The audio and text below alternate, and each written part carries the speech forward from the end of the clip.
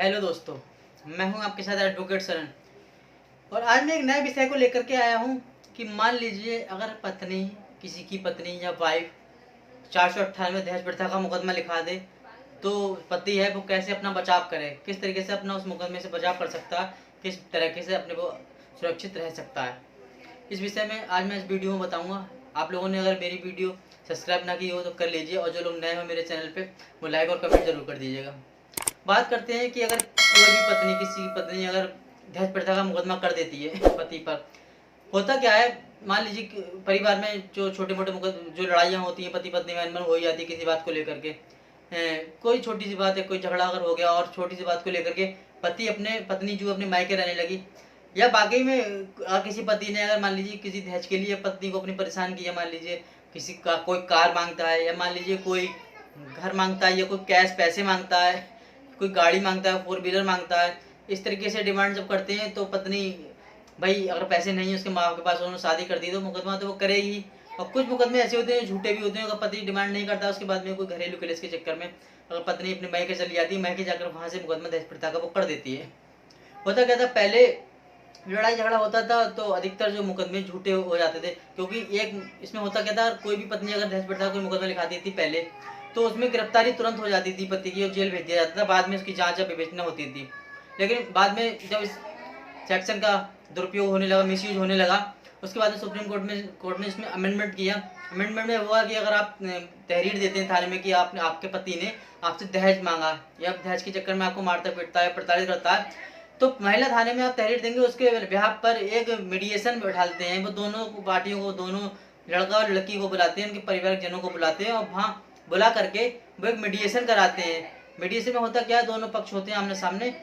उस दोनों पक्ष आमने सामने होने के बाद में दोनों की बात सुनी जाती है और एक मीडिएटर होता है, चाहे वो कोर्ट की तरफ से कोई मजिस्ट्रेट हो सकता है या कोई कोर्ट की तरफ से मजिस्ट्रेट, संबंधित अधिकारी कोई भी हो सकता है वो, या कोई पुलिस का कोई बड़ा अधिकारी हो सकता है जो मीडिएटर बनता है और दोनों पक्षों को सुनता है। दोनों पक्षों को सुनने के बाद में निस्तारण निकालता है कि गलती कहाँ और किससे हुई थी, या मुकदमा सच्चा है या झूठा है। इस तरह निस्तारण निकलने के बाद में अगर कुछ मुकदमे होते हैं जो वहीं पर फाइनल होकर कंप्रोमाइज हो जाता है, पत्नी अपने घर चली जाती है, फैसला हो जाता है उनमें राजीनामा। कुछ मुकदमे होते हैं जो राजीनामा नहीं हो पाता है तो वो कोर्ट में जाकर के उसमें मुकदमा 498 का पंजीकृत हो जाता है, उसमें फिर लड़की को बेल अपनी करानी होती है। पहले ये मुकदमा होता था, लेकिन बाद में सुप्रीम कोर्ट ने इसमें अमेंडमेंट कर दिया तो मीडिएटर के द्वारा उसमें मीडिएशन होने लगी और फैसले की बात चलने लगी। एक साथ पहले जो एफआईआर होकर के या गिरफ्तारी हो जाती थी वो उसमें अमेंडमेंट करके बदलाव कर दिया गया, अब उसमें गिरफ्तारी नहीं होती, पहले उसमें मीडिएशन होती है। अब मान लीजिए पत्नी ने अपना जो झगड़ा किया और दहेज प्रथा का अगर मुकदमा लिखा दिया तो आप किस तरीके से बच सकते हैं।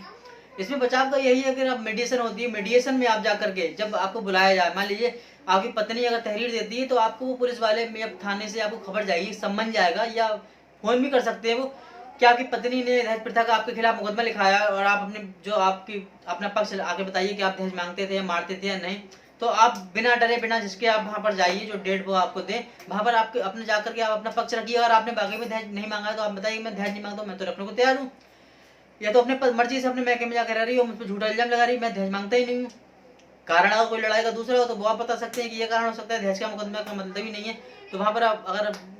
संबंधित अधिकारी को लगता है कि हाँ मुकदमा झूठा है तो वो मुकदमा दर्ज नहीं हुआ, मीडिएटर आपका फैसला करा देगा राजीनामा होकर के आप बाइक को ले आइए। मान लीजिए अगर राजीनामा नहीं भी होता है किसी तरीके से तो उसमें यही है कि आपके खिलाफ मुकदमा पंजीकृत हो सकता है। उसमें जो भी सेक्शन 498 तो होगा ही होगा, 3/4 भी हो सकती है, 3 DP एक्ट होता है दहेज प्रथा का, और सेक्शन बढ़ सकते हैं, 406 बढ़ सकते हैं, अगर मारा पीटा 306, गाली गलौज 5506, इस तरीके से बढ़ सकते हैं सेक्शन, वो एक अलग की बात है। लेकिन किस तरीके से बच सकते हैं ये मैं आपको बता रहा हूँ। वहाँ आकर आपको यही कहना है, अगर मीडिएटर आपसे पूछेगा बताइए आप दहेज मांगते थे, तो आपको मना कर रही है कि हम दहेज नहीं मांगते थे और मैं अपनी पत्नी को अपने साथ में रखना चाहता हूँ, मेरी पत्नी मुझ पर झूठा इल्जाम लगा रही है, मैं दहेज नहीं मांगता हूँ, ना ही मेरे परिवार में कोई दहेज मांगता है। इस तरीके से आप बात करके वहाँ पर मामला निपटा सकते हैं और वहाँ कंप्रोमाइज होकर राजीनामा के थ्रू अपनी वाइफ को घर ले आइए। ये है लड़के का बचाव। अगर आप वहाँ पर मान लीजिए अगर वहाँ पर आप लड़ाई झगड़े करने लगे या गलतियाँ बताने लगे तो वहाँ पर फिर मीडिएटर ज़्यादा फोर्स नहीं करता है, फिर वहाँ पर वो रिपोर्ट लगाकर थाने वो कोर्ट भेज देता है, कोर्ट में मुकदमा पंजीकृत होकर के चालू हो जाता है अंडर ट्रायल, और फिर आपको अपनी बेल करानी होती है। तो बचाव यही है कि वहाँ पर आप अपना जो पत्नी को ले जाने की बात है वही कहिए, और दहेज आपने नहीं मांगा इस बात को आप वहाँ पर कहिए कि मैंने दहेज नहीं मांगा है। मान लीजिए कुछ मुकदमे ऐसे भी होते हैं जिसमें पति वाकई में मारता है पत्नी को, इतना मारता है कि वो वहाँ चली को हॉस्पिटल में जाकर उसको जख्मी हो जाती है या इंजरी केस हो जाता है, तो उसमें गिरफ्तारी तुरंत हो सकती है। अगर इंजरी केस है, मारा पीटा है आपने, मान लीजिए जलाने की कोशिश करी है, मारा पीटा, हाथ पैर तोड़ दिया, सर उसका फोड़ दिया, बहुत बुरी तरीके से मारा, अब वो मेडिकल में आ गया, तो पुलिस उसमें 498 DPA का मुकदमा दर्ज करके आपकी गिरफ्तारी तुरंत कर सकती है। उसमें आपको मीडिएशन नहीं होगी, समझ लीजिए ना, संबंध होगा, आपको गिरफ्तारी तुरंत होगी, आपको जेल भेजा जाएगा और बाद में आप अंडर ट्रायल में मुकदमा तो दर्ज हो जाएगा, मीडिएशन की तो बात ही नहीं आएगी उसमें। अगर वाकई में कोई पति अपने वाइफ को दहेज के लिए प्रताड़ित करता है तो उसमें आप ये मत सोचिए कि गिरफ्तारी नहीं होगी, उसमें गिरफ्तारी होगी, दबिश भी होगी और हो सकता है पुलिस रिमांड भी ले,